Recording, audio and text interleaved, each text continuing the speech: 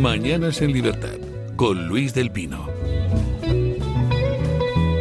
8:33 minutos, 7:33 en las Islas Canarias, y empezamos aquí nuestra tertulia, además con unos churritos que nos ha mandado don Miguel Castilla. Muchas gracias, don Miguel. Doña Pilar Rodríguez Los Santos, ¿qué tal está usted? Muy buenos días, don Luis. Pues estoy muy contenta porque hoy es un gran día para el mundo en general, porque Ismail Haniyeh ha sido finalmente eliminado. Sí, señor. Eliminado, abatido, utilicemos el eufemismo que sea, y hoy es un gran día para el mundo entero, por lo tanto, celebrémoslo.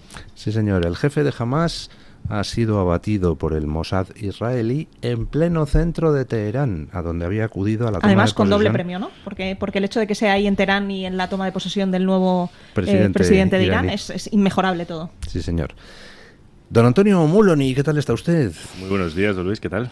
Encantado de estar aquí. Estamos aquí con la tensión, o sea, yo creo que no se había visto un final de julio tan intenso informativamente desde hacía tiempo. Ni el año pasado, que hubo elecciones el día 23, que fue también entretenido el verano. Está siendo más entretenido, nacional e internacional. Sí, señor. Bueno, hoy OK Diario pues trae en portada las primeras declaraciones de Kake Minuesa después de su liberación por el régimen torturador de Venezuela. Kake Minuesa, pues podrán decir de él lo que quiera, pero tiene unos huevos, perdónenme ustedes, queridos oyentes, que ellos solos son más gordos que toda la profesión periodística de Es España. completamente así, es completamente así. Además es que es un valiente absoluto, porque cuando se planteó la situación, nosotros sabíamos que queríamos mandar un corresponsal a Venezuela, y cuando se planteó la situación de quiénes eran los distintos perfiles de reporteros nuestros que podían ir a cubrirlo, la verdad es que a todo el mundo la primera persona que se nos ocurrió fue él, porque claro, es que el ir a cubrir unas elecciones en una dictadura de estas características, te arriesgas a que te ocurra lo que efectivamente le ocurrió a él, que es que te detengan, y felizmente, porque, y todo hay que reconocerlo, que hay veces que sus acciones son muy perniciosas y lo repetimos, pero en este caso han sido muy positivas. El Gobierno de España, a través del Ministerio de Asuntos Exteriores y de la Embajada, se ha portado de manera impecable y ha ayudado muchísimo en su liberación, pero podría no haber ocurrido. Y podría haberse quedado ahí como un preso político, como otros tantísimos que hay alrededor. Hasta que hubieran surtido efecto las presiones, pues mientras tanto algún funcionario se hubiera venido arriba y le hubiera metido una paliza o le hubiera matado. Pero vamos, que el riesgo, o sea, como decimos siempre bueno, escuchamos siempre en las películas, el worst case scenario, o sea, el peor escenario de todos los que se podían plantear ahí, era que efectivamente se pasase un montón de años en prisión en Venezuela. Y él fue a Venezuela siendo consciente de que esto era lo que podía pasar. No dejó de cumplir ni con su deber ni un solo día, incluso cuando ya sabía que el SEBIN, que es el servicio secreto de la policía política del régimen de Maduro, le estaba persiguiendo. Salió para contarle un poco a los oyentes cómo funcionó. Él de repente es consciente de que el servicio secreto de la policía secreta de Maduro le está persiguiendo, y entonces abandona el hotel en el que estaba y deja de ir a dormir allí, y entonces empieza a dormir pues con distintos, pues con amigos, con gente a la que conocía ahí, etcétera, porque sabía que le estaban esperando en el hotel y en el aeropuerto. Entonces se plantea incluso el que cuando terminen las elecciones salir por vía Colombia, etcétera, pero en un momento dado, a las 3 de la mañana, le apresan. Y cuando le apresan, claro, le apresan sin saber cuáles son los cargos por los que le iban a apresar, le apresan sin dejarle comunicarse con su familia, nos enteramos de una forma completamente casi aleatoria, y bueno, pues... Perdón, recalquemos eso. Venezuela es una dictadura donde se detiene a periodistas extranjeros por no hacer nada más que informar. Totalmente. Y luego además con una situación que es muy importante, que es que ¿dónde está la profesión cuando se la necesita, ¿no? Tan rauda y veloz cuando alguien ofende a Pachi López en el Congreso, y luego cuando resulta que secuestran a uno de los nuestros en un régimen dictatorial cuando estaba simplemente haciendo su trabajo, porque no... Bueno, primero que podía haber sido todo lo subversivo que hubiera querido, pero es que ni siquiera lo estaba haciendo su trabajo, entrevistando y bueno, pues haciendo lo que hace cualquier reportero en un periodo electoral. Y a pesar de ello, hay que felicitar muchísimo a Kake Minuesa, porque hizo una labor extraordinaria, fue un valiente de verdad, no como todos estos de valientes de Twitter y sofá, y bueno, pues felizmente ya está aquí bien con su familia. Perdóneme que lo diga y lo recalque, yo no me habría atrevido a hacer lo que Kake Minuesa claro que ha hecho, o sea que toda mi admiración, compañero, y todo mi desprecio a esas cloacas periodísticas en que ha terminado degenerando la profesión en este país. Bueno, don Antonio Omuloni tiene una noticia de última hora. Pedro Sánchez quiere embarrar el terreno de juego y amenaza con querellas. Pues Vox le acaba de responder, ¿no? Sí, Vox se querella contra Sánchez, contra Marlaska y contra la Abogacía del Estado. Hombre. Sí, señor. Pues nada. Lo acaban de anunciar el partido. Y ¿Por el caso, o sea, por Peinado o por...? Por Peinado, sí. Por la querella de Sánchez contra el juez Peinado, que es totalmente arbitraria y... Eso sí que es político, no judicial, como decía que Peinado está llevando, decía ayer la portavoz del PSOE, que ni me acuerdo cómo se llama, que el que está llevando un caso político a lo judicial, el juez Peinado, y claramente parece que sí hay caso judicial, y este es solo una pata, el caso de Begoña Gómez. No ha entrado todavía nadie a fondo en lo del hermano, y entrará. Y bueno, Vox ha anunciado esas medidas para contrarrestar un poco la politización que está haciendo el gobierno en Pedro Sánchez en persona de un caso absolutamente delincuencial. No quiero dejar de saludar a Kake y de mostrar mi admiración y todo mi respeto por un reportero admirable y valiente que, como decía Pilar, no es uno de los suyos, y gracias a Dios no lo es. Nadie no, algunos hemos dicho, pero casi nadie ha dicho nada en la profesión. Pero bueno, es que la profesión, creo que hay dos profesiones. Están todavía los que pretenden ser periodistas a pesar de todo, y las relaciones públicas del poder, que son la inmensa mayoría de otro gremio que tiene apariencia de lo mismo, pero no es lo mismo. Me encanta la expresión relaciones públicas del poder. Deberías patentarla porque es, no sé, de verdad, o sea, me parece toda tuya. Me parece todo, o sea, en fin, es que lo refleja fenomenal, y es verdad porque es lo que ha pasado esta semana. Qué educados son mis tertulianos. En Hombre. mi época yo me crié en un barrio así mucho más humilde, y allí pues no llamábamos relaciones públicas del poder, lo llamábamos mamporreros directamente, ¿no? Mamporreros también vale, pero... Bueno, pero el eufemismo le ha quedado muy bonito y hay que reconocérselo. No, pero es que ustedes son educados, es lo que me gusta. No, de ustedes. pero es que es verdad, porque en el fondo es exactamente la labor que hacen, que es básicamente de altavoz de la propaganda Del que mande. Es que ni siquiera gubernamental, sino del que mande. Del que mande, sí, da igual un poco quién. De hecho, hay periódicos, y no vamos a nombrar, no me apetece, que da igual quién mande, que siempre están del lado del poder, muy lucrosamente, aun con pérdidas a veces, pero sí. Y Kake no es uno de esos periodistas. Kake siempre está en contra del poder, no en contra, simplemente enfrente. No hace falta estar en contra. La labor del periodista no es estar en contra de nada, es estar en su sitio. Y en el caso de Venezuela, pues claro, llama mucho la atención. Solo estar allí, porque le han detenido por estar allí. Como decías tú, no ha hecho nada especialmente subversivo, no ha ido a tocar las narices a nadie. Que podría haberlo hecho. Podría haberlo hecho perfectamente en todo su derecho. Bueno, allí su derecho no, pero en su trabajo. Y de hecho estaba cercano al equipo opositor, con gente con la que estaba más protegido, y fue salirse un poquito de ese ámbito. Se estaban esperando para detenerle, porque llevaban persiguiéndole desde que entró en el país. Es que le tenían puesto un coche policial con una unidad esperándole en la puerta del hotel. Como tuvo que ir allí para coger sus cosas, pues ahí fue cuando le cazaron, ¿no? Bueno, la situación en Venezuela se está poniendo... No, qué tontería. Iba a decir que se está poniendo confusa. No, está confusa desde que se cerraron las urnas. Está confusa no en la parte de lo que son los resultados de las elecciones, que la victoria de la oposición ha sido abrumadora, y además la oposición ha estado muy inteligente en esta ocasión y estableció todo un sistema de recogida de las actas que le ha permitido ponerlas a disposición del mundo. Miren ustedes, hemos ganado con el 67% de los votos frente al 30% de Maduro. Y Maduro intentó el fraude diciendo, no, he ganado con el 51,2%, pero no ha enseñado una maldita acta, con lo cual ha quedado patente que estaba cometiendo un fraude, y ahora simplemente pues está huyendo hacia adelante, poniendo a toda máquina el aparato represivo. Pero en el caso electoral está claro quién ha ganado. Pero lo que está confusa es la situación, porque por primera vez en las protestas de Venezuela estamos viendo cosas que eran impensables. Por ejemplo, derribando las estatuas de Hugo Chávez por todo el país, o por ejemplo, repeliendo a tiros en ciertos barrios los ataques a tiros de las fuerzas represivas del régimen. Yo creo que Maduro no las tiene todas consigo, máxime cuando además la comunidad internacional pues está aumentando la presión sobre el régimen. Bueno, hay una parte interesante en esto que has explicado al principio sobre cómo funciona el método de voto en Venezuela.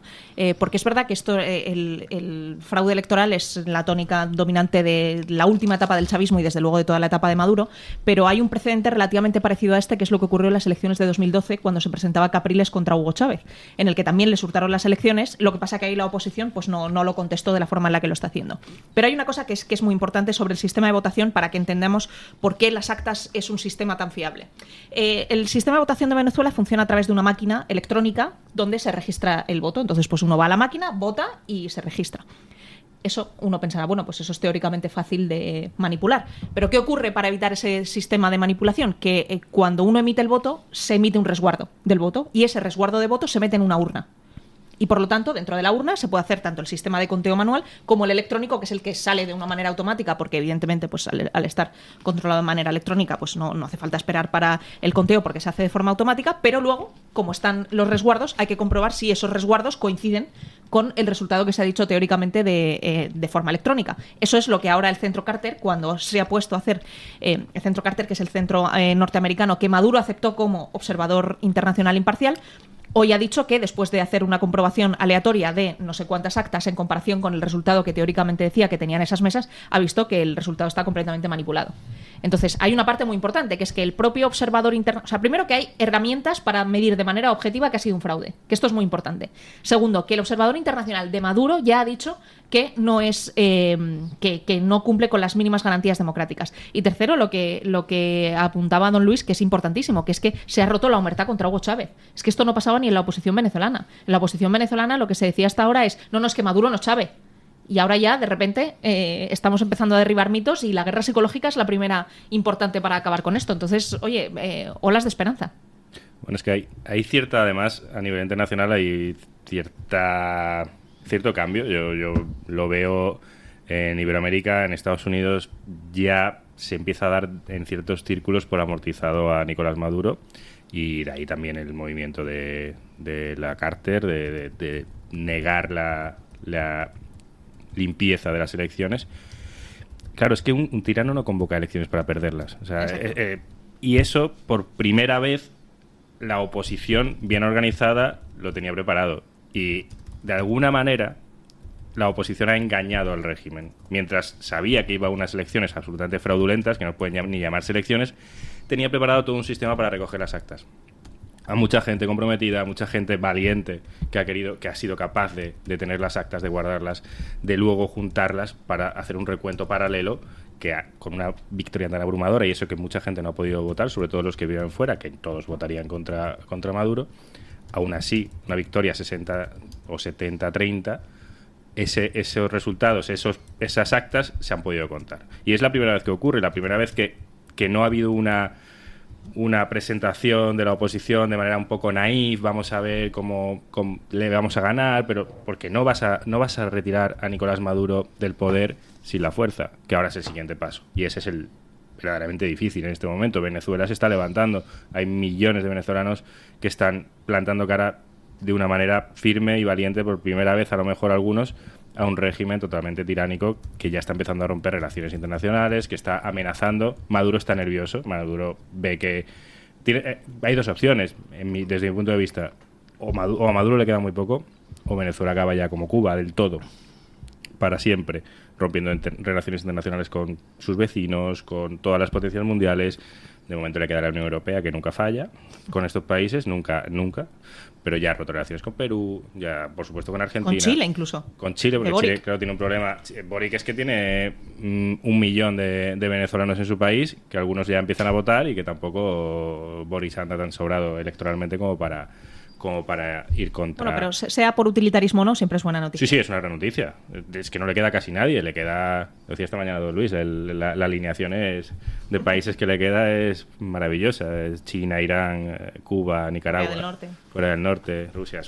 Y Zapatero, de entrenador. Y Zapatero, por supuesto. Zapatero, a mí lo que más ilusión me puede hacer, bueno, que cayese el régimen, por supuesto, pero si se lleva por delante a Zapatero, será la guinda del pastel. Es muy difícil pero veo tan nervioso a Maduro que tengo esperanzas. Más que Don Luis, que suele ser muy optimista y en este caso no.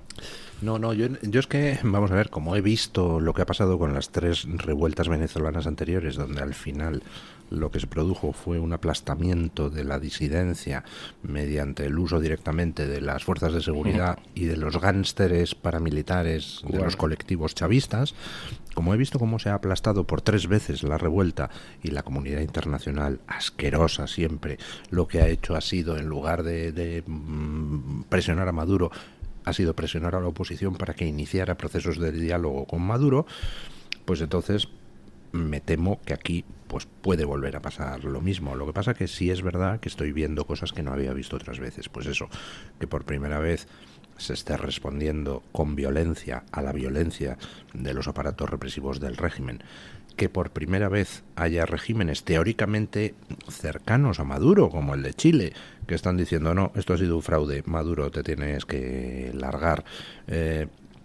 Por primera vez estoy viendo cosas que son novedosas. Entonces, bueno... Yo veo tres detalles que me parecen nuevos y muy importantes. El primero es que Maduro está muy nervioso. Anoche, en nuestra madrugada, compareció e incluso anunció una página web que han creado para que los vecinos delaten a sus propios vecinos y digan quién ha votado, quién ha salido a la calle en contra del régimen. Luego, no me parece que esta oposición actual sea, por decirlo así, como Guaidó.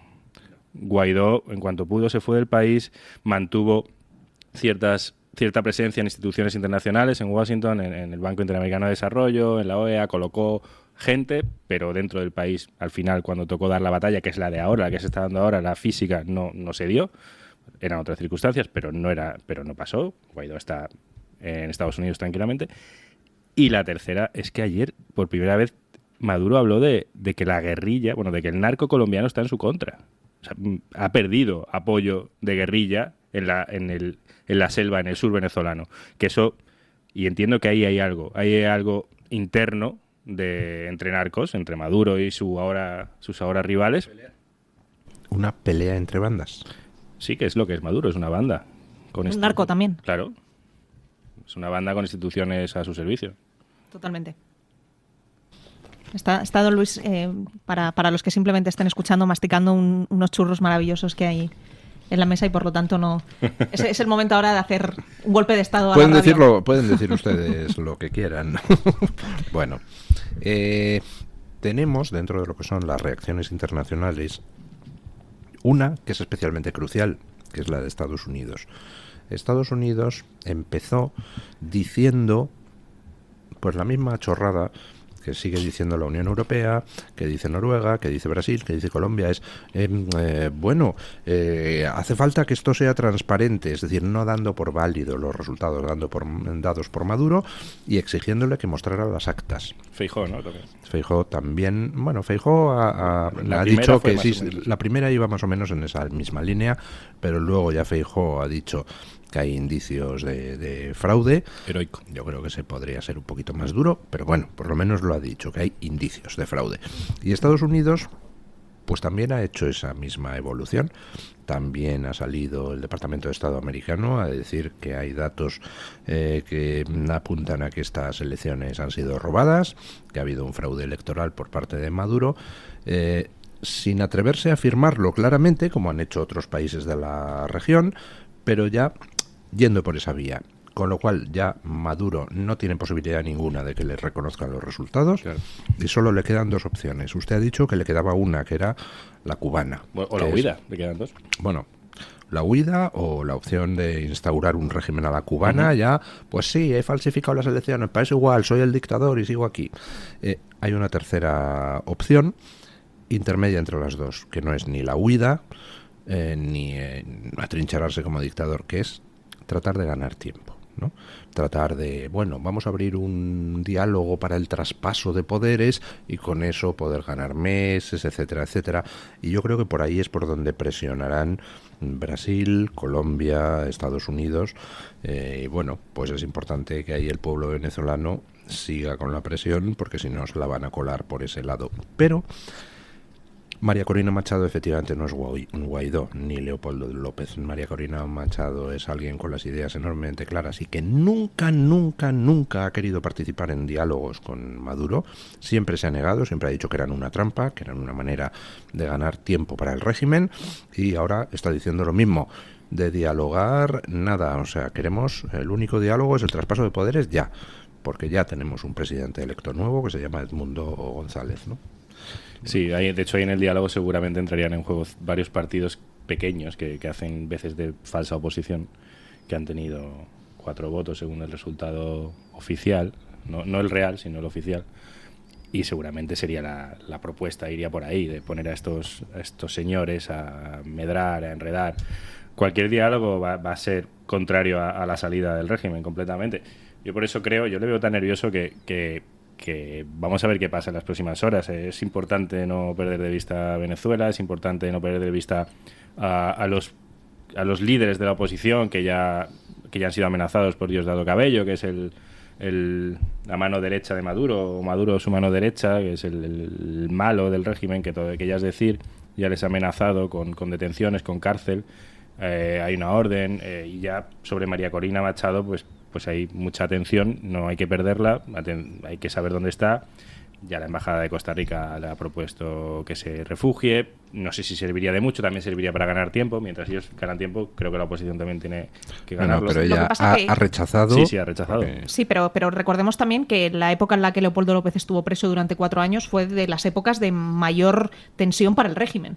Y la tournée política mediática mundial que hizo Lilian Tintori hizo que Venezuela recibiera las mayores sanciones que había recibido nunca, que estuviera en el ojo del huracán, en un momento en el que el régimen de Maduro tenía una imagen pública internacional infinitamente mejor que ahora.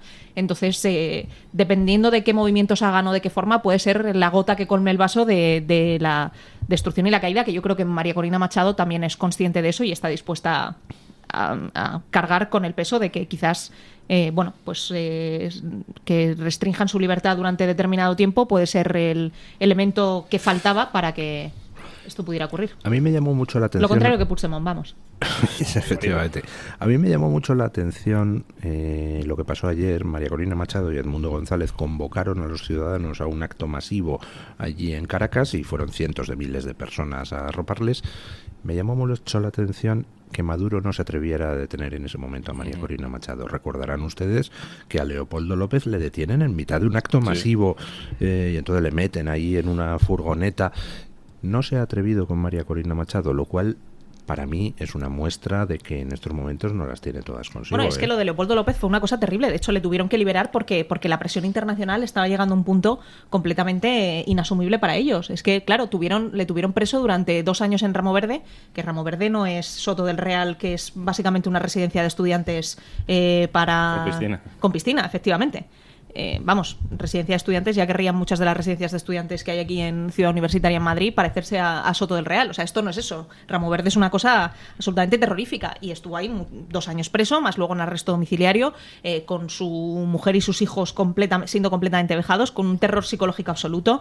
Si recordáis, él en uno de los vis a vis, su mujer se queda embarazada y tiene una hija pequeña con la que de hecho ahora viven todos en Madrid, y durante muchísimo tiempo los presos los carceleros de la prisión de Ramo Verde diciéndole que era hijo de no sé quién, y con una guerra psicológica completamente terrorífica que va mucho más allá de la paliza física, porque la paliza física uno se recupera. Además, ellos, Leopoldo López un día nos contaba que una anécdota maravillosa, que decía que él sabía que su mujer estaba haciendo el tour internacional, pero claro, él no podía recibir noticias desde fuera. Y entonces que él detectaba que cada vez que le pegaban una paliza era porque había tenido éxito alguna de las misiones internacionales de Lilian Tintori. Entonces dice que un día de repente entran a la celda y que le dejan casi muerto. Y entonces que él decía que no paraba de sonreír, y entonces que los militares que le estaban pegando y que estaban diciendo le decía, ¿por qué sonríes? Y decía, porque si me estáis a punto de matar esto es porque ha tenido que pasar algo gordísimo y que Lilian ha conseguido que alguien gordísimo la vea, porque si no, no estaríais haciendo esto. Y 2 días después se enteró que había tenido una reunión con Donald Trump en la Casa Blanca. Entonces, bueno, pues es que la oposición venezolana ya ha aprendido de esto, es que cuanto más violentos son, cuanto más les atacan, cuanto más feroz es la crítica y cuanto más nerviosos están, efectivamente es porque más cerca ven que esto puede terminar. Entonces ahora lo importante es que la comunidad internacional y de entre ellos, pues si el gobierno de España decidiera ponerse en el lado del bien por alguna vez, pues no estaría mal. Es importantísimo que esto cambie y ojalá de verdad que Josep Borrell termine su estancia como alto representante de la Unión Europea, porque creo de manera positiva que es un lastre absoluto para la paz en Venezuela, porque claro, es que Josep Borrell está contaminado por todo lo que está haciendo Zapatero ahí, entonces necesitamos a alguien que sea capaz de valorar esto de una manera objetiva sin pensar que el tomar una decisión contraria a Venezuela es tomar una decisión contraria al partido que él representa, es que es una cosa gravísima. Bueno, hacemos una breve pausa publicitaria y seguimos con la tertulia.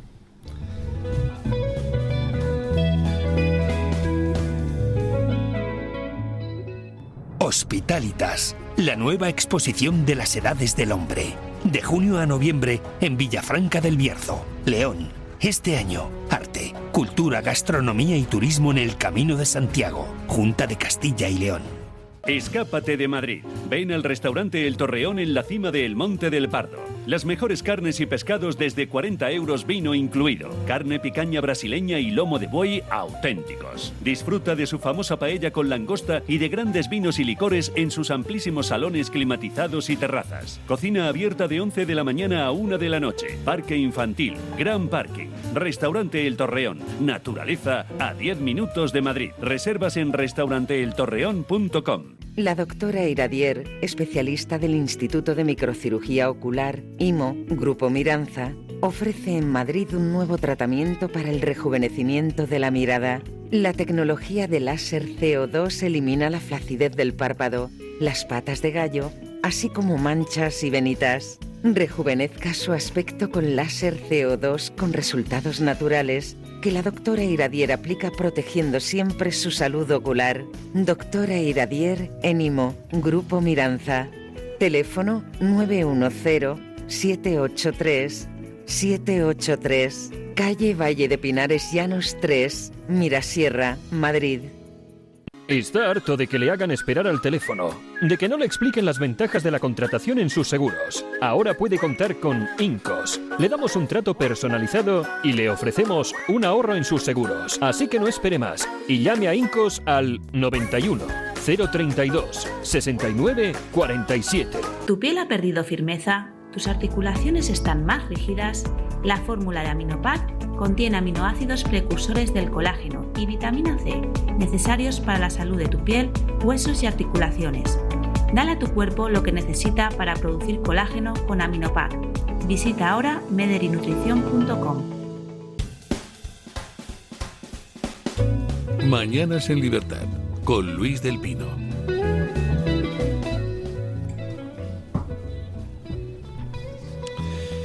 Bueno, querella de Sánchez. Recorrido que tiene, doña Pilar. Pues los juristas expertos en la materia dicen que es una chapuza total desde el punto de vista técnico, que la abogacía del Estado además está haciendo un papel bochornoso, que claro, que este es el primer, que supongo que la querella de Vox va por ahí, ¿no? Que es el uso de recursos públicos de una manera completamente delirante, porque claro, es que a Pedro Sánchez no se le está investigando, a él no se le está investigando para empezar, se está investigando a su mujer, pero no se le pide declarar como testigo por su labor como presidente del gobierno en una acción política que haya tomado como presidente, se le está investigando como ciudadano particular, marido de Begoña Gómez, que presuntamente ha podido ayudar a su mujer a cometer un delito penal. Entonces, claro, es que es todo tan sumamente delirante, la separación de poderes ha quedado tan sumamente violada durante todo este proceso, en el que, por cierto, lo más bochornoso de todo lo que ha ocurrido es tener a Bolaños anunciando las actuaciones de la Fiscalía de antemano, en rueda de prensa, con total impunidad y sin que nadie diga nada, tener a Pachi López y a toda la cúpula del Partido Socialista defendiendo a Begoña Gómez como si se le fuera la vida en ello, y a todo el gobierno en bloque en general diciendo que este es el caso evidente de lawfare, comprando unos discursos que hace unos años ni Pablo Iglesias se hubiera atrevido a decir ahora, que hay que mantenerse firme. Pero todo esto lo digo teniendo una cosa en cuenta en paralelo, que sé que soy muy pesada con este tema, pero creo que es importante decirlo. El juez Penedo no es el líder de la oposición ni tiene que actuar como líder de la oposición. Entonces el juez Peinado llevará a cabo las actuaciones procesales que considere oportunas para enjuiciar el caso de Begoña Gómez. Y si el juez Peinado en un momento dado determina que el caso no da para más desde el punto de vista penal, no obsta en absoluto para que el caso desde el punto de vista moral merezca el 100% del reproche. Porque moralmente lo que ha hecho Begoña Gómez es una sinvergonzonería muy fea si queremos emplear un término sencillo.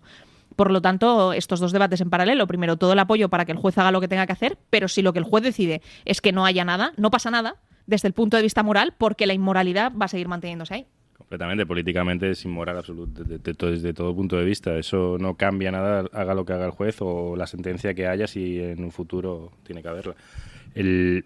A mí hay dos cosas importantísimas de lo que ocurrió ayer. La primera es la degradación a la que hemos llegado institucional, que tiene que ir un juez a tomar declaración al presidente del gobierno de la Moncloa por los chanchullos presuntos, aparentes o morales de su esposa. Eso no, era inimaginable hace no tanto.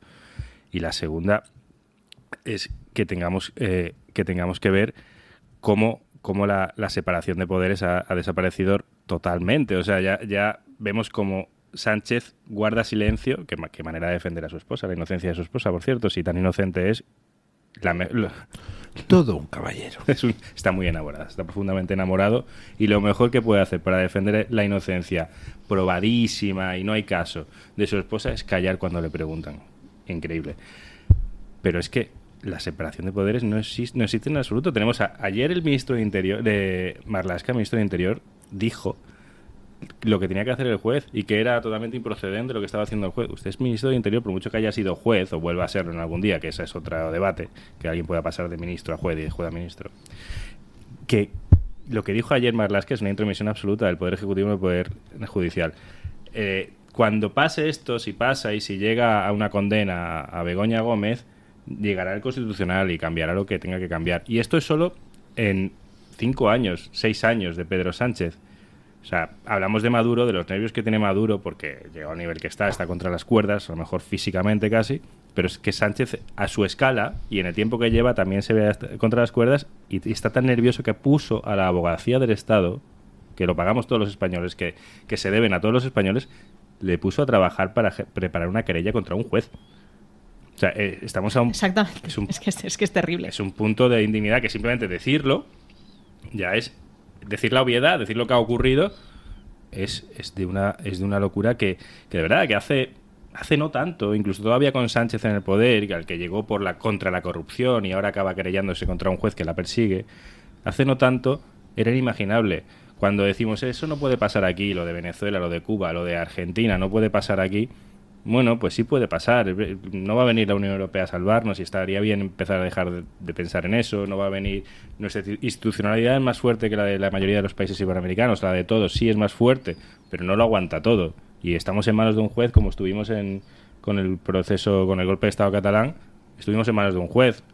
Así luego otros lo revirtieron. Pero ahora estamos en manos de un juez que hace su trabajo y que si, como dice Pilar, si no ve nada... Bueno, de 3 jueces. Hay sí. El que lleva el caso Begoña Gómez, el que lleva el caso Koldo, de las mascarillas, y hay otro, no sé si es juez o jueza, que lleva el caso del hermano, ¿no? Sí, todo tiene que ver con Sánchez, es el hilo conductor. Es curioso eso. Ayer Sánchez, claro, yo creo que la única razón por la que no habló es que un testigo no puede mentir. Y seguramente la única manera en la que Sánchez no mienta es no hablando.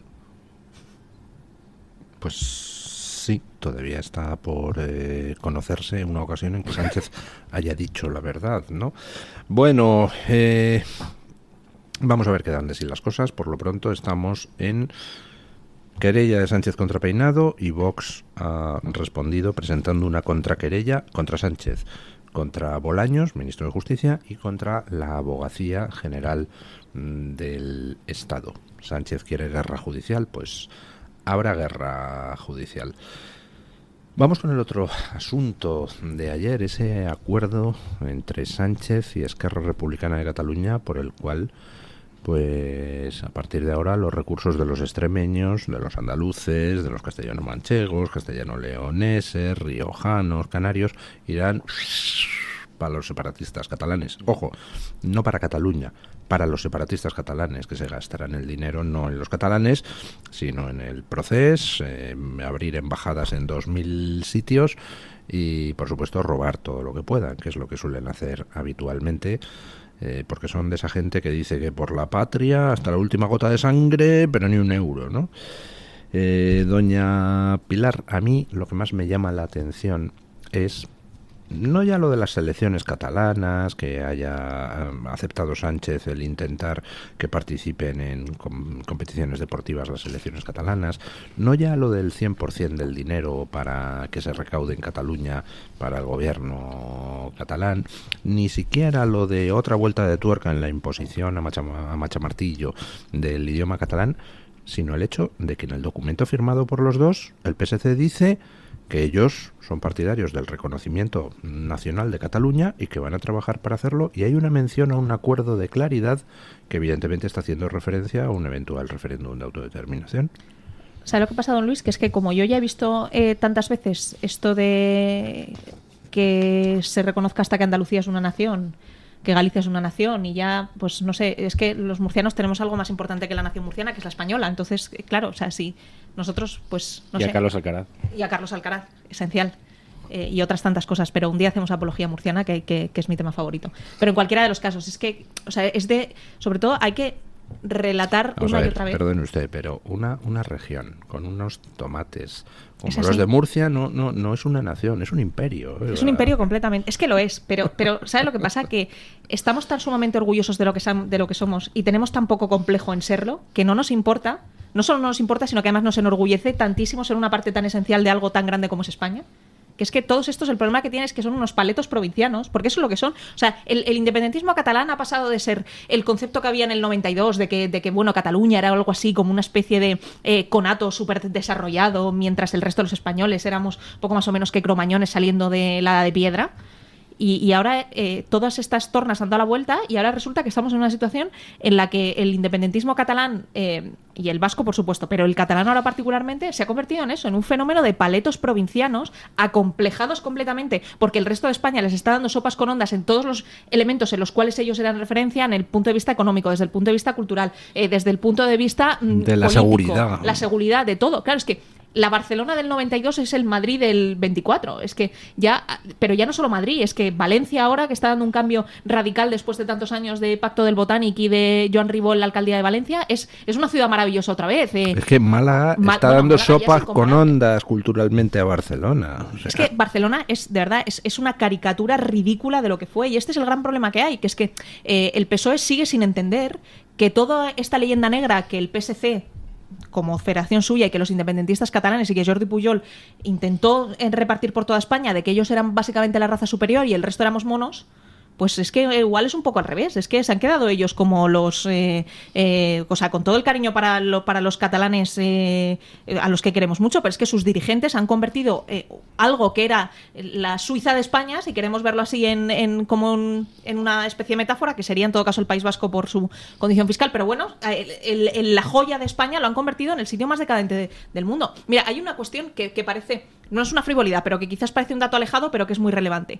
Antes, en las provincias españolas, que no eran ni Madrid ni Barcelona, los chavales, cuando terminaban el colegio y tenían que decidir a dónde ir a la universidad, el sitio al que todo el mundo quería ir antes era Barcelona. Y era como el sitio más moderno y bueno, y era el sitio guay. Y ahora es que absolutamente nadie quiere ir a Barcelona. En Erasmus, antes, el sitio de como mega guay para poder ir de Erasmus era Barcelona, y ahora nadie quiere ir a Barcelona.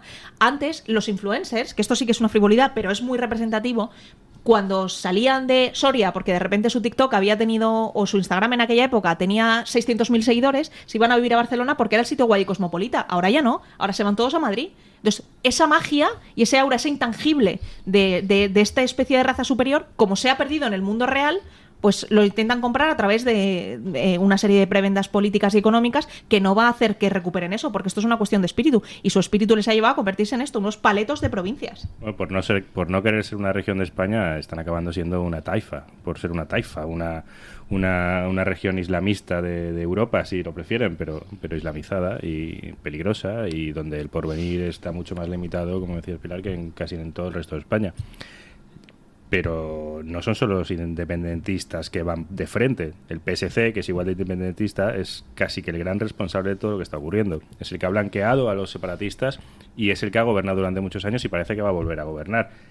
fueron los de la inmersión lingüística y ahora van a ser los de las selecciones deportivas catalanas, que a mí me molesta especialmente, van a ser los de un paso más en la inmersión lingüística, más embajadas y la financiación. Al final, esto no es que sea se dice mucho la solidaridad, es que no, es que tenemos una caja común, no es ni siquiera solidaridad, es que es de todos, no es que repartamos lo que nos sobra, no es que las regiones, no son regiones, en Cataluña viven más españoles y hay más empresas, por eso hay más recaudación, pero no pagan las comunidades autónomas, pagan los ciudadanos, pagamos todos a una caja común, salvo las 3 provincias vascas y la Navarra, que tienen su caja. Pero si ahora se va a hacer por la puerta de atrás, sin un cambio constitucional, sin un cambio legislativo real, una reversión del sistema de financiación nacional y por ende autonómico, pues esto es una ruptura de la igualdad de los españoles ante Hacienda, fiscal, económica, como fue hace 4 días, que se nos olvida porque va todo tan rápido, la amnistía, una ruptura de la igualdad de los españoles ante la ley. Y a Sánchez nadie le obliga a hacer esto. Sánchez no necesita esto para seguir en la Moncloa, porque va a seguir en la Moncloa aunque no llegue a un pacto con Esquerra. Va a tener ahora a Junts enfrente, pero Junts no va a ir a una moción de censura con el Partido Popular y con Vox. Igual que Esquerra no iría a una moción de censura con el Partido Popular y con Vox, porque aunque mientras Sánchez esté en la Moncloa, aunque ellos no estén en la Generalidad de Cataluña, las prebendas van a ser mayores. Entonces Sánchez hace esto por simple poder, por gobernar en Cataluña, por mantener cotas de poder, por mandar. Es capaz de vender la igualdad de los españoles ante Hacienda, de las elecciones, ojo, lo van a pagar los catalanes, porque si estos señores recaudan, no va a ser para bajar los impuestos a los catalanes. Van a hacer una asfixia fiscal. Y algunos van a hacer unas fortunas de los dirigentes separatistas. Vamos, en Suiza van a tener que habilitar un puente aéreo. Van a poner bancos con carteles en catalán en Suiza ya pronto. Sí. En fin. Bueno, pero ojo, confiemos en la reacción. Hay 4 varones socialistas que se han mostrado deeply concerned con esto. Incluso Emiliano García Paje, creo que ayer apretó mucho los puñitos y dijo, pues ahora no respiro, y durante 7 segundos. Y hoy va a hablar. Hoy va a hablar Paje, sí, yo creo que nos va a anunciar. ¿De qué? No sé de qué, ni de quién. ¿De los Juegos Olímpicos? A lo mejor sí, de la inauguración de los Juegos Olímpicos, que es el tema, o no sabemos de qué va a hablar, o a lo mejor anuncia una selección nacional de Castilla-La Mancha para participar en los mundiales, no lo sé. Lo que no creo es que ni se vaya del partido, se podría mantener el PP, que para el caso defiende prácticamente lo mismo. Pues y seguro que la cogen encantados, conociendo cómo funciona Génova 13. Pero no, ¿qué va a decir? Lo de siempre, que presenta un recurso de inconstitucionalidad cuando sabe perfectamente que el Tribunal Constitucional va a decir lo que diga Sánchez y queda ya con eso. Yo creo que ya el teatro, después de décadas, mejor que no diga nada. No, lo de Paje es particularmente sangrante por un motivo. Vamos a ver, Sánchez ganó las últimas elecciones del 23J por 3 diputados. O sea, sumando a toda la escoria de todos los rincones, logró tener una mayoría de 3 diputados sobre la absoluta. Sin Castilla-La Mancha, Sánchez no puede sacar una mayoría ni sumando a toda la escoria. Es decir, si Emiliano García Paje sale hoy y dice, señores, esto es una puñetera vergüenza, he aguantado todo, pum, pum, pum, pum, pum, pero hasta aquí hemos llegado. Me voy del Partido Socialista y voy a crear el Partido Socialista Castellano-Manchego, dirigido por Emiliano García Paje. Vamos, el PSOE ya no saca un diputado en Castilla-La Mancha en las siguientes elecciones y por tanto no podría nunca sumar una mayoría. O sea que Paje tiene en su mano el doblarle la mano a Sánchez y lo sabe. Y no lo hace, con lo cual es doblemente responsable. No lo hace, él sale a hablar para defender su victoria en Castilla-La Mancha. Sánchez sabe que haciendo esto no va a perder mucho voto en el resto de España, porque si uno va al mapa es muy difícil que pierda más escaños en el resto de España, porque tendrían que dejar de votarle. Está bajo mínimos, vive o está en el poder gracias a los escaños que saca el Partido Socialista en Cataluña, donde todavía puede subir un poco más, ese es su cálculo, y en el País Vasco, donde esto se verá con buenos ojos en buena parte. Ahí es la primera fuerza y eso le mantiene a flote. En Castilla-La Mancha es difícil que vuelva a bajar el Partido Socialista, porque tiene una base electoral que pase lo que pase, haga lo que haga, le sigue votando. Pero claro, Paje ganó por los pelos. De hecho, Paje tuvo menos votos que PP y Vox juntos, pero el sistema electoral de Castilla-La Mancha, por cierto, el que cambió Cospedal, ahora le dio la victoria por un diputado. Y entonces ahora han vuelto a cambiar el Ahora lo han vuelto a electoral. cambiar. Supongo que lo tendrá todo atado y bien atado. Lo ha cambiado con el PP otra vez. Ahora va a haber más diputados en Castilla-La Mancha. Se ve que hacían falta. Necesitan que entre alguna fuerza de izquierda, Podemos. Sí, que por cierto, estamos bastante. Con todo esto del acuerdo catalán, estamos en buena parte en manos de Sumar. Yo quiero ver qué hacen. Es un poco retórico, pero quiero ver qué hacen los partidos regionalistas y nacionalistas que integran Sumar. Bueno, a ver es qué hace que la hubo Junta o Compromís. Compromís, efectivamente. Es que hubo una época en la que Compromís, de hecho, cuando se anunció el primer conato de pacto, en el que Compromís decía que si no había un trato diferenciado también para la Comunidad Valenciana, que ellos no iban a aprobarlo. Sí. Es que es lógico. O sea, es que ¿qué sumisión es esta? O sea, ¿por qué tenemos que estar subsumidos al independentismo catalán como si fueran efectivamente una raza superior al resto? O sea, como si tuviéramos que darle encima las gracias de que pertenezcan a nosotros. ¿Pero por qué? O sea, ¿qué clase de refinamiento tiene ¿Torra? Oriol Junqueras? Que es el listo de la clase. Que es el listo de la clase. El listo, sí. O sea, ¿qué refinamiento tiene Marta Rovira? Es que, claro, yo entiendo que para un tipo como pues Baldoví o como pues los de la Xunta, es que, o sea, los del BNG, incluso, bueno, o sea, cualquiera de todos estos, ¿por qué el nacionalismo catalán tiene que recibir unas prebendas que el resto no? O sea, ¿qué hace especial a Cataluña para que pueda suceder? Entonces, el problema es que la mayoría es tan sumamente ajustada, la mayoría parlamentaria que tiene Pedro Sánchez, que es que con que le fallen 2 o 3 dentro de este percal, es que se le va la situación. Es verdad que hay mucha gente, y creo que no hay que llevar a engaño a los oyentes con el tema de qué pueden hacer los diputados, por ejemplo, manchegos, ¿no? Que este es uno de los debates que ha habido en Twitter. Muchos sobre que Paje podría ordenar a sus diputados votar en contra de eso. Pero es que los diputados nacionales de Castilla-La Mancha no son de Paje. Los diputados nacionales los puso Sánchez. Pero, ojo, porque alguno de esos diputados tiene cargo orgánico en el PSOE castellano-manchego, con lo cual si Paje se revela, automáticamente les pone a todos en una tesitura. O estás conmigo o estás con Sánchez. Pues estarán con Sánchez, porque es el que bueno, pero entonces fuera automáticamente de los cargos en el PSOE castellano-manchego, pues ¿no? Pues, Lo que pues no se puede... Porque ni nos planteamos que estén con los castellano-manchegos, ¿no? No, por supuesto que no. O sea, los ha puesto a dedo Sánchez a todos, eligió... Pero que, o sea, sobre todo, para que no nos lleve a la melancolía el pensar en plan de no, pero es que ahora Paje puede hacer un movimiento y todos los suyos van a ir detrás, ¿no? Otra cosa distinta es que de repente de entre todo el grupo parlamentario haya algún alma que piense de repente y que diga, oye, es que si voy a mi territorio habiendo votado esto me van a masacrar. Pero no va a ocurrir. Entonces, bueno, sobre todo para que seamos conscientes de que la salvación no va a venir por el PSOE, como nunca pasa, por cierto. Pero ahí está cierta tendencia a la melancolía de que hay un PSOE bueno, que es mentira. Nunca lo ha habido. No, nunca lo ha habido, pero sabéis perfectamente que hay un sector de la población que piensa que... ¿Se lo ha dicho usted a Feijóo? Porque creo que todavía lo anda buscando, el PSOE bueno. Sí. Tanto se lo he dicho como lo sigue buscando. Ambas son correctas. A ver, yo entiendo... Yo, por una vez, creo que Feijóo tiene razón. Hay un PSOE bueno y se llama Partido Popular. Sí. Pero... si eso sea perdóneme la maldad. Yo acepto la maldad. Pero hay una cosa que es importante, es que una cosa es ser de izquierdas, ideas que no compartimos, en absoluto en muchas cosas de base y en desarrollo, que es perfectamente compatible con ser español y precisamente debería ser mucho más compatible aún con no darle privilegios a las regiones ricas frente a las pobres. Pero claro, es que una cosa es ser de izquierdas, insisto, cuyas ideas no compartimos en la inmensa mayoría de casos porque están equivocadas y porque solo traen progreso, miseria y tristeza. Y otra cuestión distinta paralela a esto es que ser del PSOE ya no implica una cuestión ideológica, es una adscripción a un régimen que tiene una serie de características en las que circunstancialmente la ideología puede ser una de ellas o no. Es como ser del Betis, ¿no? Exacto, ser del Betis. Exacto.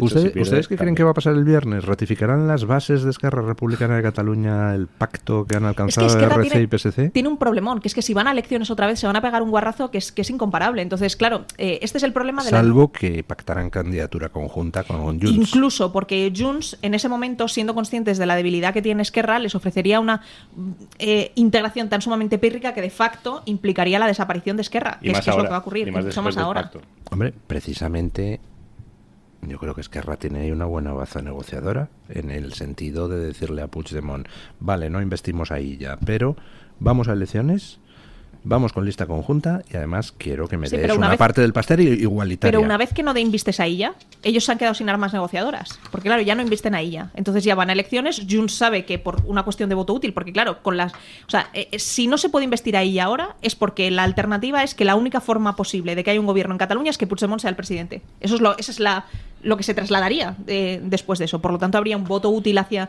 Junts absoluto, en el que cuál es el incentivo que tiene Junts de repente para meter a Esquerra, que no le aporta prácticamente nada. No, claro, es que RC tendría que temporizar la negociación de la manera siguiente. Yo tengo el acuerdo con Illa.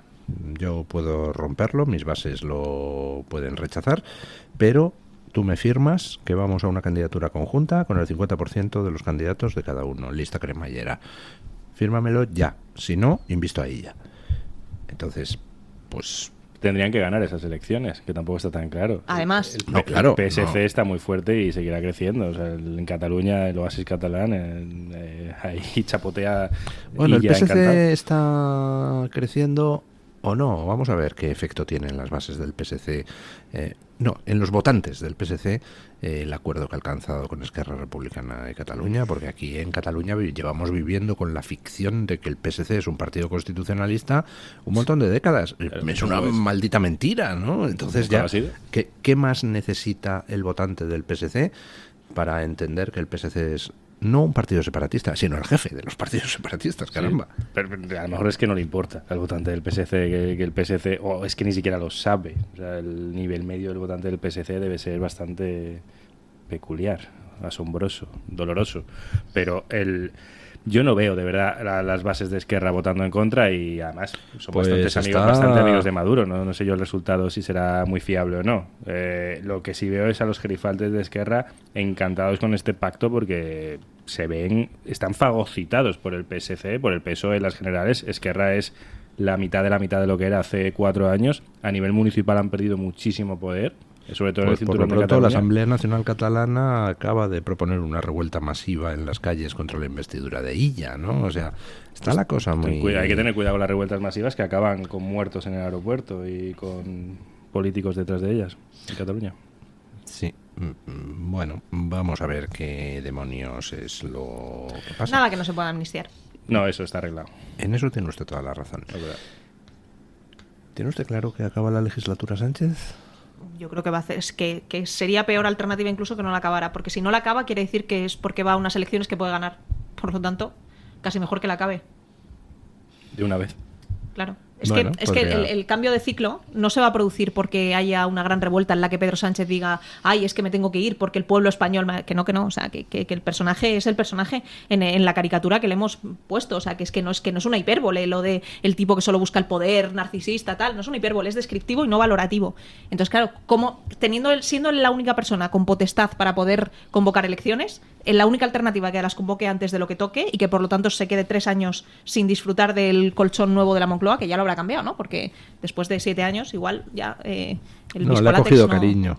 No sabemos cómo... Bueno, hay una alternativa que es que Sánchez encuentre un acomodo en alguna parte y se largue. Pero ¿no? Es que sus acomodos posibles los tenía ahora, ya no los tiene.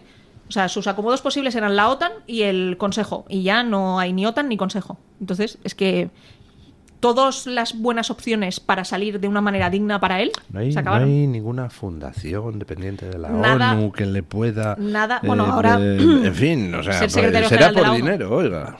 Pues no sé cuándo es el cambio de Antonio Gutiérrez, que es absolutamente esencial porque es un personaje absolutamente ínclito y despreciable. Pero no vamos a pasar de un español... No, por supuesto un español, claro. No otro europeo no va a ser. Y menos Portugal-España. Claro.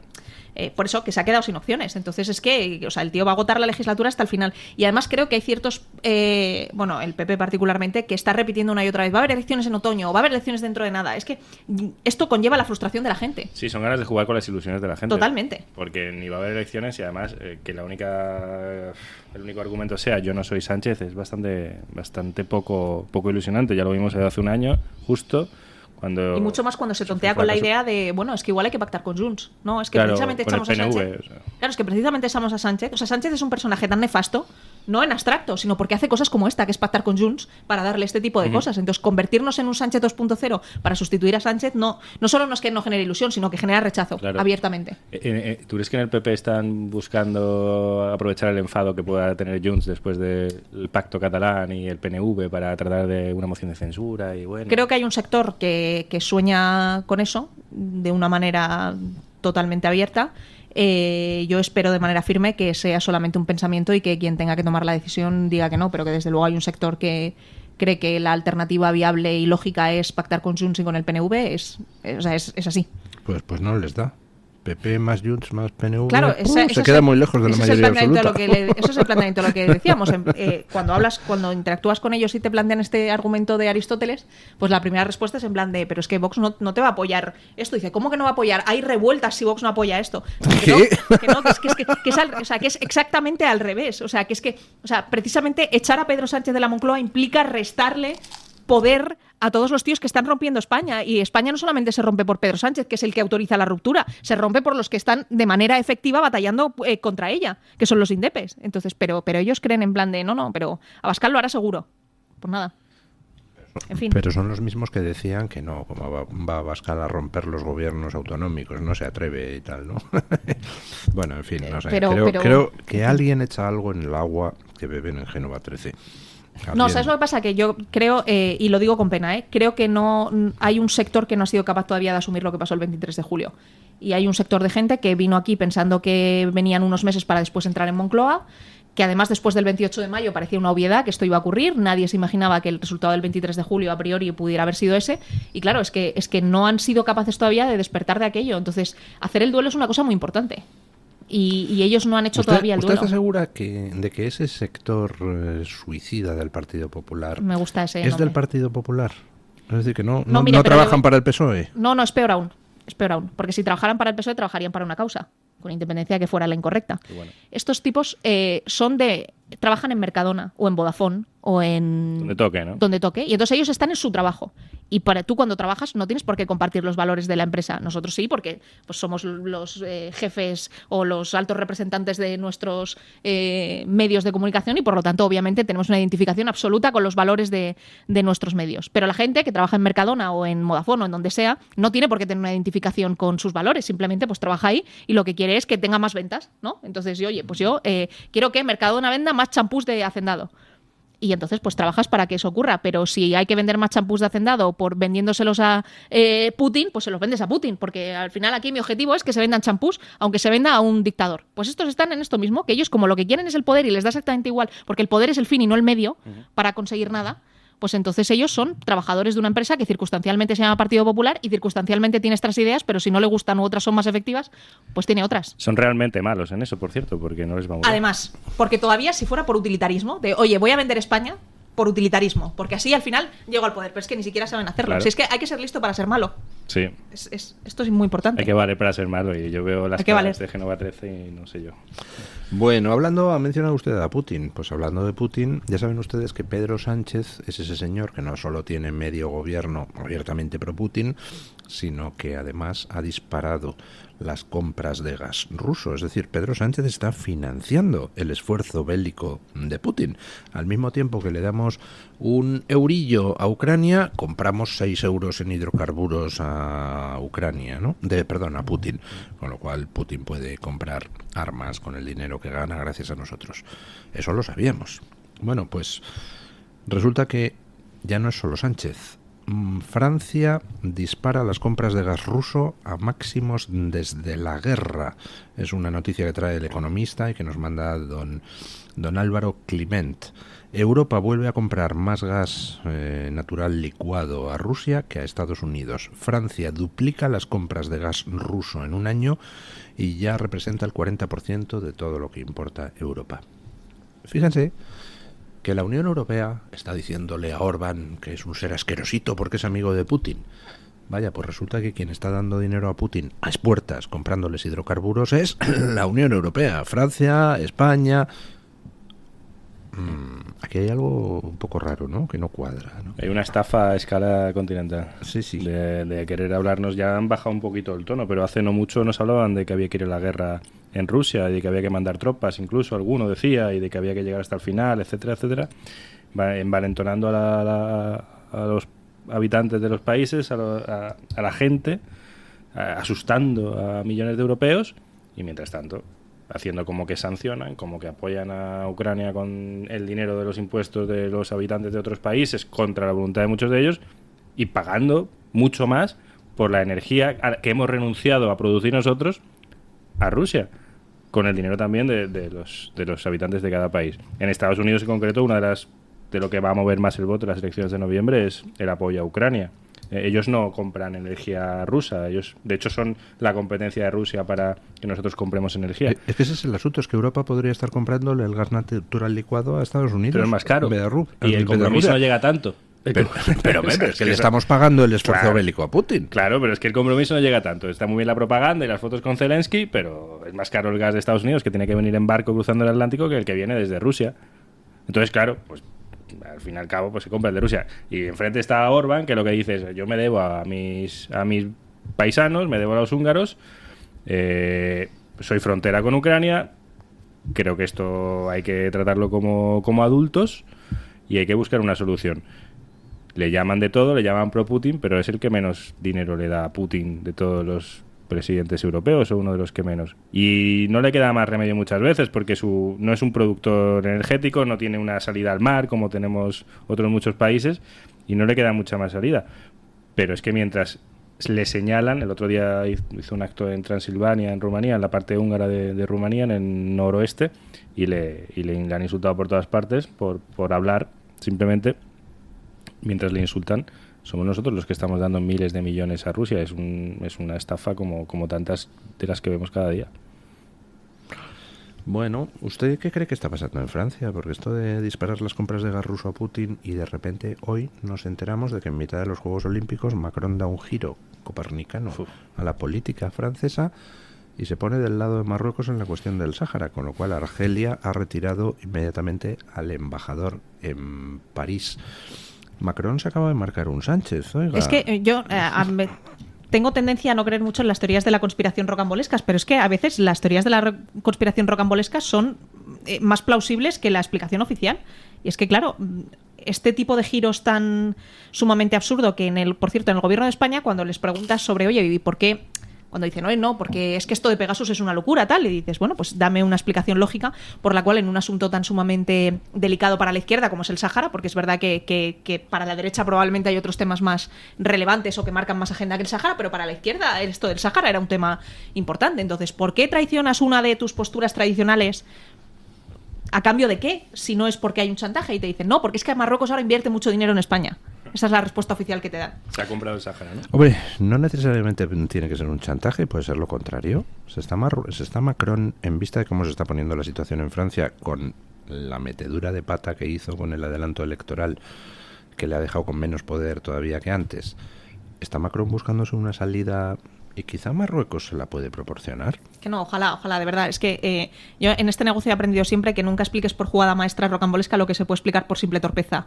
Y yo creo que esto es más una cuestión de esto, de que Marruecos es verdad que está en un proceso de chequera abierta ahora, y luego en paralelo a eso, pues que tiene poder, información y capacidad de influencia sobre muchísimos países, y ahora, desde luego, con todo lo que está sucediendo en Oriente Medio, mucho más aún. Y si la administración Trump vuelve al segundo término, mucho más aún, porque es un aliado estratégico de Estados Unidos de primer orden. O sea, Marruecos ejerce un rol en la política internacional muchísimo más serio de lo que nos imaginamos. Luego, hay una cuestión importante, que es que no sé si os acordaréis, si los oyentes se acuerdan, de cuando Pedro Sánchez tomó posesión la primera vez como presidente del gobierno. Siempre, tradicionalmente, el primer viaje oficial que hacía un presidente del gobierno a un país extranjero era Marruecos, siempre, por tradición histórica, por lazos, etcétera. Y Pedro Sánchez no lo hizo a Marruecos, lo hizo, no recuerdo a dónde, pero no fue a Marruecos. Y ahí se montó un follón de unas dimensiones épicas diciendo que, bueno, pues que Marruecos estaría enfadadísimo, tal. Después vino lo del Frente Polisario, que le trataron en el hospital de Logroño, y un follón enorme, y a partir de ahí sumisión. Entonces, el rastro del dinero nos ha llevado a... qué ha ocurrido allí entre una y otro, o sea, cuál ha sido la amenaza de Marruecos para que de repente cambie de una manera radical, pero hay una serie de acontecimientos que derivan en que Marruecos haya podido decir hasta aquí. En el caso de Francia algo ha tenido que ocurrir, porque, insisto, es que la cuestión del Sáhara no era una cuestión menor, y no es algo que afecte sobre todo a España y a Marruecos, que Marruecos ha sido Francia o territorio francés durante gran parte de Marruecos durante muchísimo tiempo. Y español. Por eso que son lazos muy, muy importantes como para que esa decisión se tome así de manera azarosa. O por una cuestión egoísta, que ojalá, insisto, porque si fuera una cuestión egoísta habría una motivación racional, aunque sea equivocada, pero ni siquiera. Bueno, pues vamos a ver qué demonios es lo que pasa, pero desde luego el giro de Macron es absolutamente sorprendente. Además, lo hace en mitad de unos Juegos Olímpicos donde él mismo había dicho que durante los Juegos Olímpicos ahí iba a haber una tregua política, y sin encomendarse a Dios ni al diablo, de repente imprime un giro a la política con respecto a Marruecos, igual que hizo aquí Sánchez con aquella carta famosa, también sin encomendarse a Dios ni al diablo. Pero además que es que con Marruecos humillándoles de una manera expresa, porque si todavía esto fuera un acto de reconocimiento, de decir, oye, pues voy a hacer un acto como muy relevante en el que voy a hacer todo, bueno, pues eso, con toda la pompa que justifique que es una decisión no solamente racional, sino correcta, ¿no? Porque si uno toma una decisión que considera correcta, que en este caso puede ser reconocer la soberanía marroquí del Sáhara y se siente orgulloso de ello, pues hace gala, ¿no?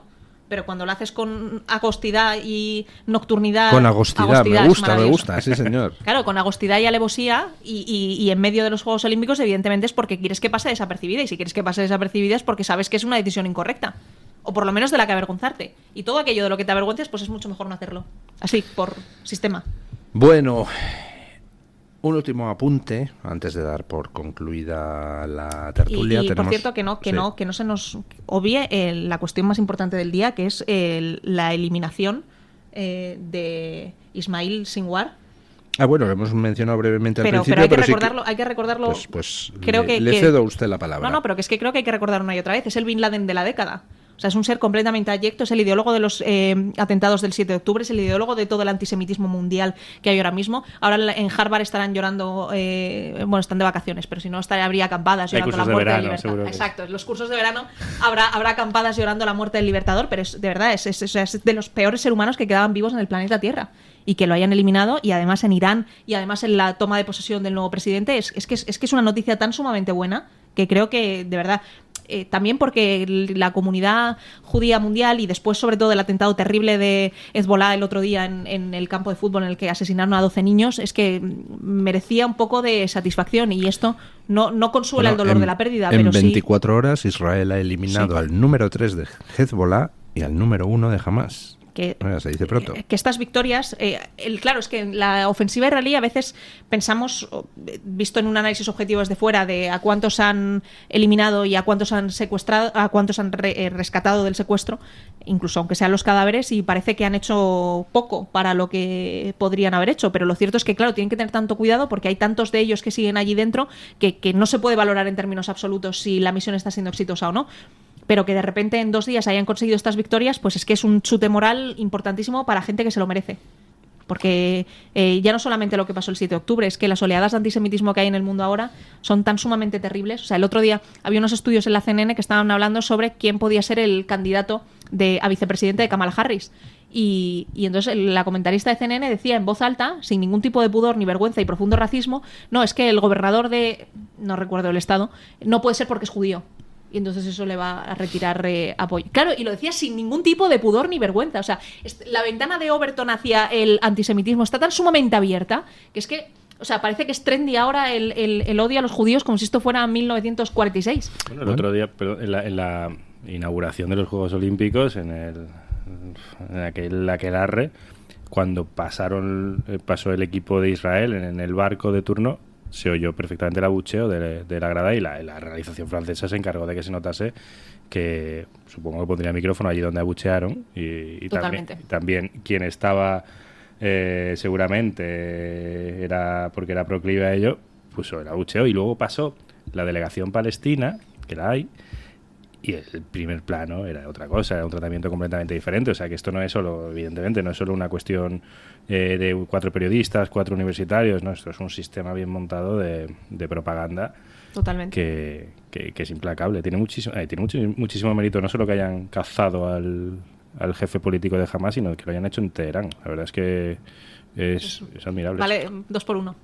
Segunda humillación al gobierno iraní por parte de Israel en muy pocas semanas.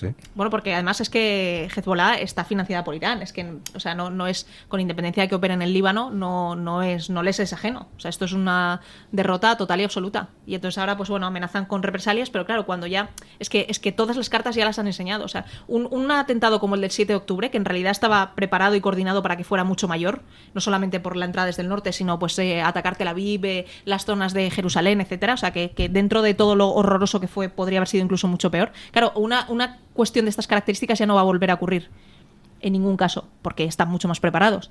Entonces, cuando ya has enseñado todas tus armas, es que lo único que te queda es la retórica, y la retórica, bueno, pues se responde con que te mandan en la capital de tu país al líder que llevas financiando durante tanto tiempo.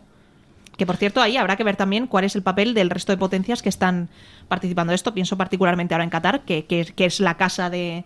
era la casa de Sinwar y donde estaba ahí protegido. Yo entiendo que ahí, bueno, pues es que en Oriente Medio es un mundo muy complejo, y ahí muchos de las grandes potencias de la península arábiga están más a favor de Israel de lo que su retórica Empezando les por permite. Arabia Saudita. Empezando por Arabia Saudí, efectivamente.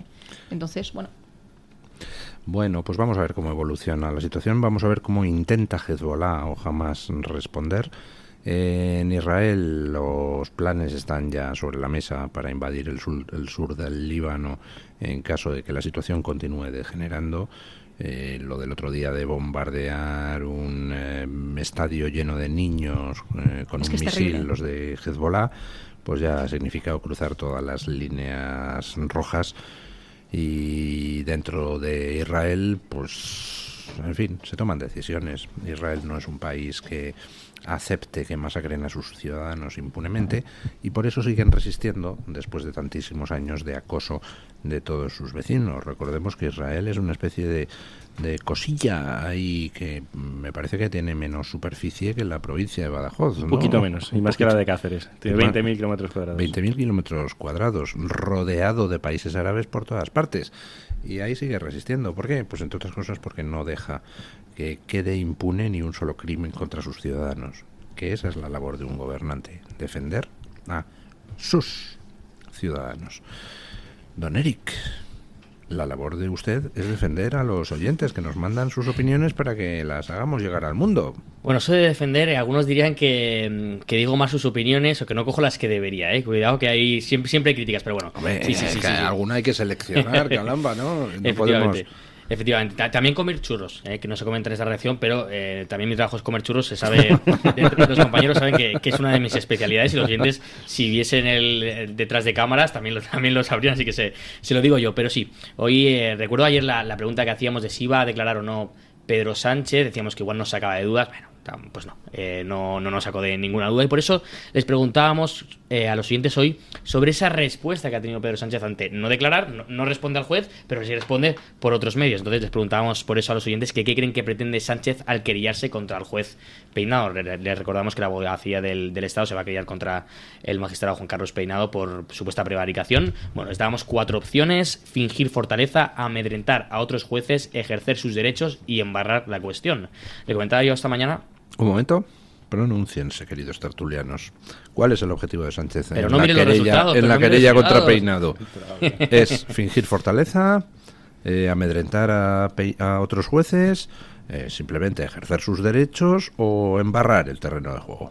Embarrar. Sí, también creo que embarrar. O sea, ustedes votan por la 4. Que es un poco todo, ¿no? También embarrando rentas, ganas tiempo. Yo creo que es puro estilo Sánchez. ¿Y qué han dicho los oyentes? Antes de dar el resultado, hay que decir que muchos oyentes, lo comentamos esta mañana Don Luis y yo, que iban a elegir, que iban a poner en comentarios pues todo, excepto ejercer sus derechos, y ha habido muchos comentarios en esa parte que lo que quiere es hacer un poco todo excepto esa opción, pero hay que decir que Don Luis decía que había que decir sobre una de las opciones, y la opción que ha decidido los oyentes más mayoritariamente... Vivir es decidir.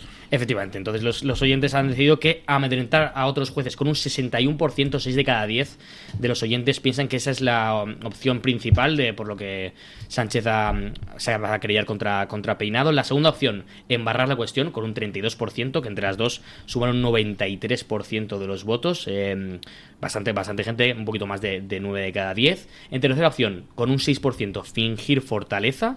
También creen algunos oyentes que ese es el motivo por el que lo va a hacer Pedro Sánchez. Y ya solo con un 1%, ejercer sus derechos. La gente cree que no ha sido por ejercer sus derechos, que es lo que ellos dicen. Pues no piensan que es el caso de Pedro Sánchez, e imagino que tampoco de Begoña Gómez, la verdad. Hay que decirlo. También los oyentes nos han dicho a través de Twitter, de redes sociales. Por ejemplo, nos dice Dolores Disrader, menos ejercer sus derechos todo, que es lo que decía hace unos segundos, que mucha gente en comentarios, ya les digo que este es un comentario que se repite muchísimo, creen que menos ejercer sus derechos, todas las opciones son correctas. Es lo típico que ponían en los test del instituto y de la universidad. Pues bueno, para aquí también lo tienen en Radio Libertad. También tenemos un segundo comentario. Gema nos dice: ¿qué hace un matón? Pues eso, amedrentar y advertir.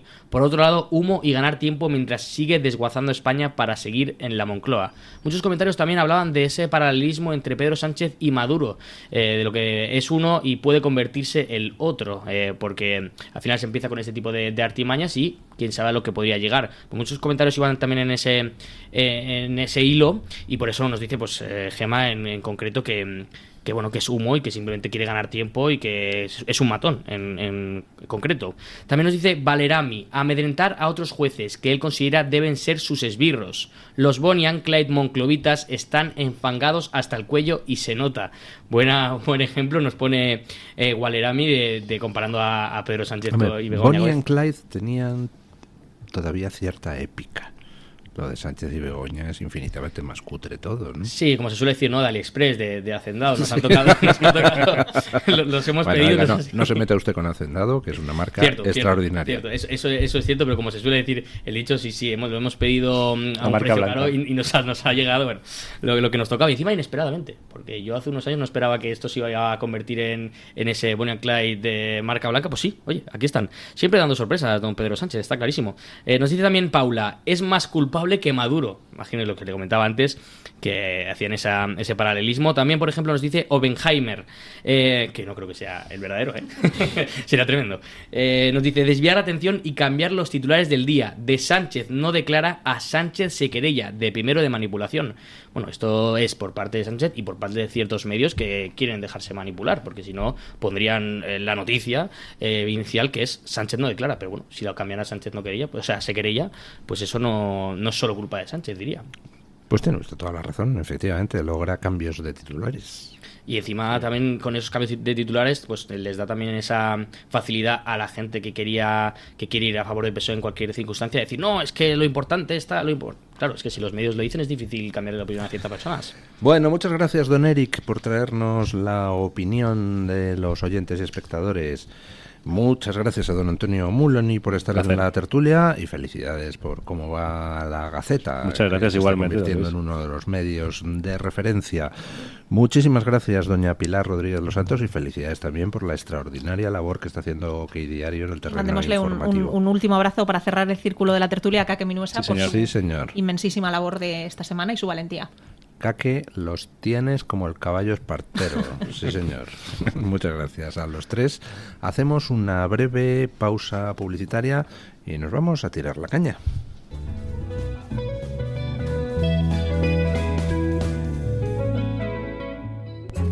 Castilla y León. 15 caminos de Santiago y más de 2.500 kilómetros de experiencias a tus pies. Cultura, gastronomía y naturaleza. Elige tu camino. Junta de Castilla y León.